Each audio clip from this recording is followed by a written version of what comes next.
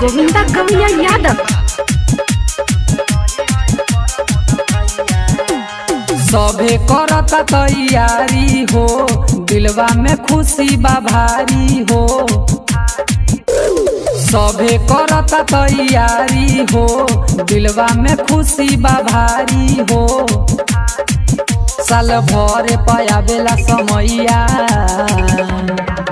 जिया सालो हजारों साल तू खुश रही है प्रमोद भैया।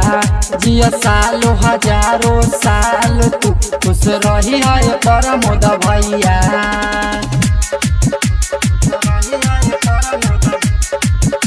Presented by गोविंदा कविया यादव।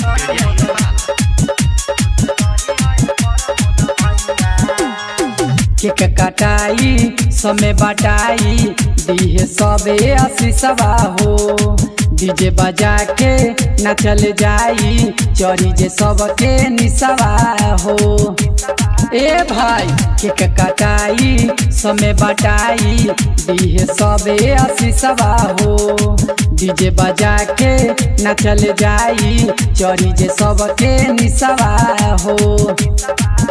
दूर रहिए तोह से बलैया,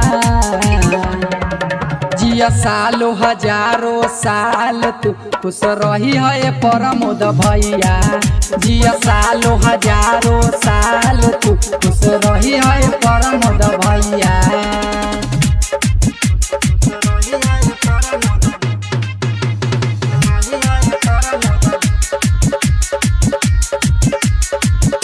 Presented by गोविंदा कविया यादव।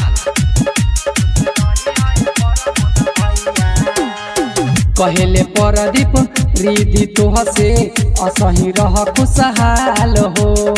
घटे सनेहिया दिहे न भैया तोहरा से हर हाल हो। कहले परदीप रिधि तोह से असही रह खुशहाल हो। घटे सनेहिया दिहे न भैया तोहरा से हर हाल हो। बात कहे गोविंदा गवैया,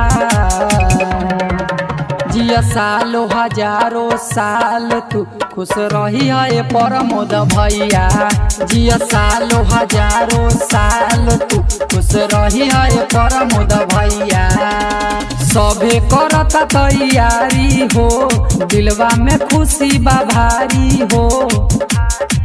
साल भर पायावेला समैया,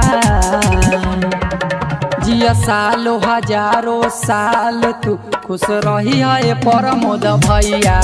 जिया सालो हजारों साल तू खुश रही है प्रमोद भैया। हैप्पी बर्थडे प्रमोद भैया।